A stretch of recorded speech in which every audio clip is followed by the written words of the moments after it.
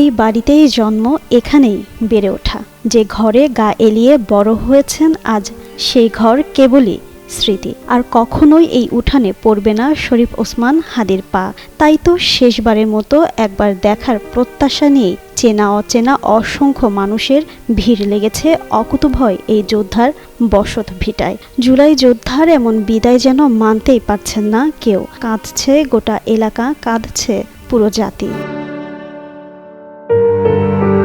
এই ঘরে নিম্ন মধ্যবিত্ত মাওলানা আব্দুল হাদী ও তাসলিমা হাদীর কোল আলো করে জন্ম নেন হাদী।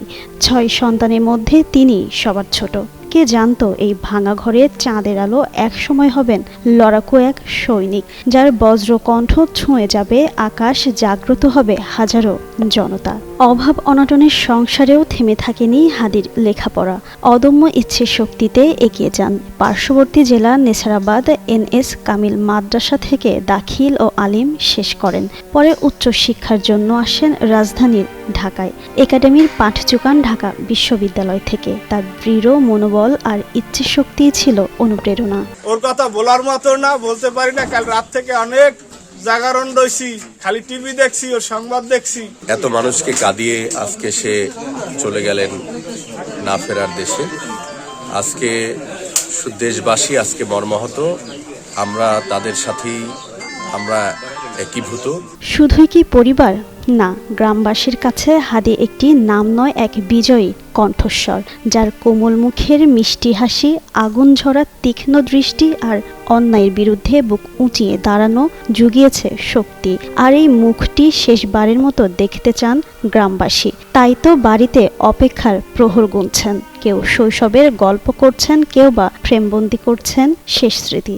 যেমনটা ছিল তারা ইতিমধ্যেই জেনেছেন, সারা দেশের মানুষ যেভাবে ভালোবাসত, সেই ভালোবাসাটা তো এমনিতেই সৃষ্টি হয়নি, আসলে সেটা তার অর্জন ছিল। আর আমাদের পরিবারে সে ছিল সবার কাছে অত্যন্ত স্নেহের এবং অত্যন্ত আদরের একটা সন্তান।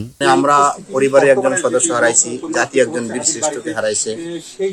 তো এভাবে আরো অনেক হাদী হয়তো জন্ম নেবে এক যুগে, কিন্তু কোনো হাদী যদি বেঁচে না থাকে তাহলে এই জাতি পথ হারাবে। গেল 12 ডিসেম্বর রাজধানী বিজয়নগর এলাকায় গুলি করা হয় ওসমান হাদীকে। গুরুতর অবস্থায় প্রথমে ঢাকা মেডিকেল কলেজ হাসপাতালে নেওয়া হয়। সেখানে অস্ত্রোপচারের পর এভারকেয়ার হাসপাতালে ভর্তি করা হয়। পরে উন্নত চিকিৎসার জন্য এয়ার অ্যাম্বুলেন্সে সিঙ্গাপুর নেওয়া হলে সেখানে চিকিৎসাধীন অবস্থায় বৃহস্পতিবার রাতে মারা যান তিনি। জিন্নাত আরা ঋতু, যুগান্তর নিউজ।